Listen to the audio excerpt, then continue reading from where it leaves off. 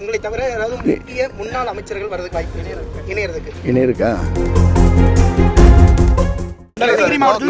கேட்டா எங்களையே வரக்கூடாது அப்படின்னு சொல்றாங்க அப்படிங்கிற மாதிரி அவங்க மனக்குமுறல் வெளிப்படுத்துறாங்க. சார் நீங்க ஒவ்வொரு கேள்வி இப்படி கேட்குறீங்க. முதல்ல என்னங்கிறீங்க வேறு மாவட்டத்துக்கு வருவாங்களான்னு கேட்குறீங்க.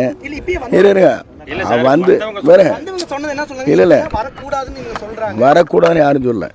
காவல்துறை வேண்டுகோள் வைத்திருக்கிறதை தவிர நாங்கள் வரக்கூடாது என்று சொல்லவில்லை. முதல்ல அது தெளிவாக தெரிந்து கொள்ளுங்கள். ஏனென்றால் காவல்துறையை சார்ந்தவர்கள் அதிகமான கூட்டம் இவருக்கு வரும் என்ற முறையில் எல்லா மாவட்டம் இங்கே கூடினால் இந்த இடம் தாங்காது, காவல்துறையால் அதை கட்டுப்படுத்த முடியாது என்ற முறையிலே தான் அவர் வேண்டுகோள் வைத்திருக்கிறார்களே தவிர வேறொன்றுமில்லை.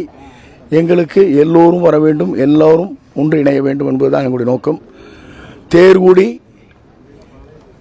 ஊர் கூடினால்தான் தேர்கூடி இழுக்க முடியுமே தவிர இல்லை என்றால் இழுக்க முடியாது. நாங்கள் யாரையும் வேண்டாம்னு சொல்லி நீங்கள் ஒரு கொஸ்டின் போட்டு என்னை மடக்கிறீங்க. இல்லை இருங்க, இல்லை அது என்ன ஐடென்டி பண்ண முடியுமாங்க? இருங்க இல்லை ஏனுங்க இந்த மாதிரி கொஸ்டின் போட்டு எங்களை மடக்கூடாது. தயவு செஞ்சு உங்களுக்கு பத்திரிக்கையாளருக்கு திறமை இருக்குது, திறமையை காட்டி அதில் உங்களுக்கு அதுக்கு தகுந்த மாதிரி டேஸ்ட்டாக போடணும்னு நினைக்கிறீங்க. தயவு செஞ்சு இந்த மாவட்டம் அமைதியான மாவட்டம், பத்திரிக்கையாளர் அருமையான மக்கள், நீங்கள்லாம் அதுக்காக பத்திரிகை தலைமைக்காக 2 கொஸ்டினை போட்டு ரோலிங் ஓட்டிடாதீங்க. தயவு செஞ்சு தயவு கூர்ந்து உங்களுக்கு கேட்கறது இந்த நிகழ்ச்சி நல்லா நடக்கிறதுக்கு நீங்களும்